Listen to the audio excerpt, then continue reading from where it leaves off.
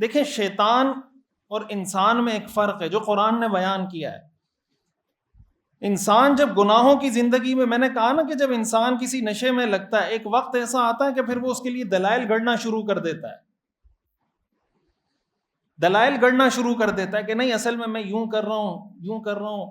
کوئی عورت اگر شروع میں پردہ نہیں کرے گی وہ گناہ سمجھ کے نہیں کرے گی، لیکن جب 5-10 سال بے پردگی میں گزار دے گی پھر وہ بے پردگی کے دلائل دینا شروع کرے گی کہ دل صاف ہونا چاہیے، پردے سے کیا ہوتا ہے، فلاں سے کیا ہوتا ہے، پھر وہ دلائل دینا شروع کرے گی. اس کا نقصان کیا ہوتا ہے کہ وہ جو گناہ ہوتا ہے پہلے وہ گناہ ہوتا ہے، بعد میں وہ عقیدہ بن جاتا ہے.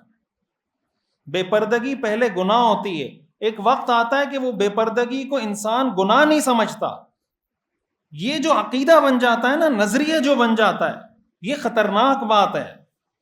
اس لیے کہ شریعت عقیدے پہ کمپرومائز نہیں کرتی.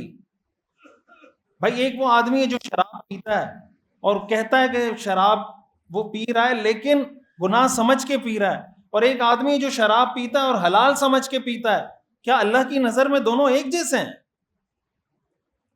جو حرام سمجھ کے پی رہا ہے گناہ وہ بھی کر رہا ہے، حرام وہ بھی کر رہا ہے، لیکن جو حلال سمجھ کے پی رہا ہے یہ بہت بڑا گناہ کر رہا ہے.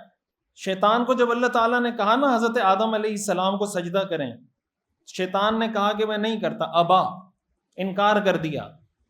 اللہ تعالیٰ نے فرمایا کیوں سجدہ نہیں کرتے؟ اس نے کہا انا خیر من، میں آدم سے بہتر ہوں. خلقتنی من نار وخلقتہ من طین، مجھے آپ نے آگ سے پیدا کیا ہے، اس کو مٹی سے پیدا کیا ہے، میں کیوں سجدہ کروں؟ یہ کیا ہے؟ گناہ کی جسٹیفیکیشن ہے. شیطان نے گناہ کیا. کیا گناہ کیا؟ اللہ نے کہا سجدہ کریں، اس نے کہا میں نہیں کرتا، گناہ کیا. اللہ نے پوچھا کیوں نہیں کرتے؟ شیطان نے کہا میں بہتر ہوں اس لیے نہیں کرتا. یہ ہے دلیل. یہ لوگ کہتے ہیں نا یار فلاں کے پاس بھی دلیل ہے، فلاں کے پاس بھی دلیل ہے. دلیل شیطان کے پاس بھی تھی. یہ سمجھنے کی ضرورت ہوتی ہے کہ یہ دلیل ویلڈ ہے یا نہیں، یہ دلیل ہے یا نہیں. شیطان نے جو کہا کہ انا خیر من خلقتنی من نار وخلقتہ من طین، یہ دلیل ہے یا نہیں ہے؟ لیکن یہ دلیل ویلڈ تھی. محض دلیل ہونا کافی نہیں ہوتا، اس کو دیکھا جاتا ہے کہ یہ دلیل کس نوعیت کی ہے. حضرت آدم علیہ السلام کو جب اللہ تعالیٰ نے فرمایا لا تقربا هذه الشجرہ، اس درخت کے قریب مت جانا، حضرت آدم علیہ السلام کو دنیا میں بھیجا گیا. حضرت آدم علیہ السلام نے آتے ساتھ ہی پہلا کام یہ کیا، ربنا ظلمنا انفسنا وَإِن لَّمْ تَغْفِرْ لَنَا وَتَرْحَمْنَا لَنَكُونَنَّ مِنَ الْخَاسِرِينَ. اے ہمارے رب، ہم نے اپنی جانوں پہ ظلم کیا ہے، اور اگر آپ نے ہمیں نہیں بخشا، آپ نے ہم پہ رحم نہیں کیا تو ہم خسارہ پانے والوں میں شامل ہوں.